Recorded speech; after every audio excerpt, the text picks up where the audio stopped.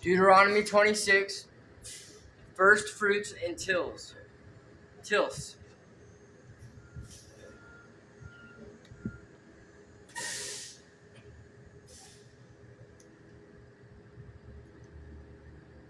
Harvest offerings and tilths.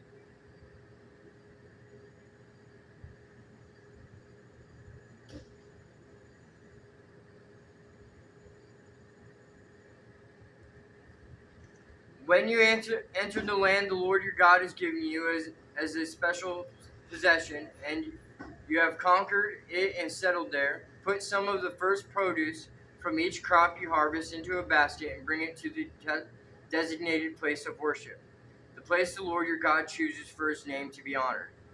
Go to the priest in charge at that time and say to him, with this gift I acknowledge to the Lord your God that I have entered the land he swore to our ancestors he would give us. The priest will then take the basket from your hand and set it before the altar of the Lord your God. You must then say in the presence of the Lord your God, my ancestors Jacob was a wandering Aramean who went to live as a foreigner in Egypt. His family arrived few in number, but in Egypt they became a large and mighty nation. When the Egyptians oppressed and humiliated us by making us their slaves, we cried out to the Lord, the God of our ancestors. He heard our cries and saw our hardship, toil, and oppression. So the Lord brought us out of Egypt with a strong hand and powerful arm, with overwhelming terror, and with miraculous signs and wonders. He brought us to this place and gave us this land flowing with milk and honey. And now, O Lord, I have brought you the first portion of the harvest you have given me from the ground. Then place the produce before the Lord your God and bow to the ground and worship before him. Afterward, you may go and celebrate because of all the good things the Lord your God has given to you and your household. Remember to include the Levites and the foreigners living among you in the celebration. Every third year you must offer a special tilth of your crops. In this year of this special tilth, you must give your tilths to the Levites, foreigners, orphans, and widows, so that they will have enough to eat in your towns.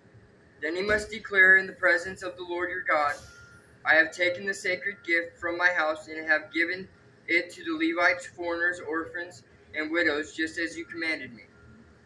I have not violated or forgotten any of your commandments. I have not eaten any of it while in mourning. I have not handled it while I was ceremonially unclean, and I have not offered any of it to the dead. I have obeyed the Lord my God and have done everything you commanded me. Now look down from your holy dwelling place in heaven and bless your people Israel and the land you swore to our ancestors to give us, a land flowing with milk and honey. A call to obey the Lord's commands. Today the Lord your God has commanded you to obey these decrees and regulations. So be careful to obey them wholeheartedly. You have declared today that the Lord is your God, and you have promised to walk in his ways, and to obey his decrees, commands, and regulations, and to do everything he tells you. The Lord has declared today that you are his people, his own special treasure, just as he promised, and that you must obey all his commands. And if you do, he will set you high above all the other nations he has made. Then you will receive praise, honor, and renown. You will be a nation that is holy to the Lord your God, just as he promised. In Jesus' name I pray, amen.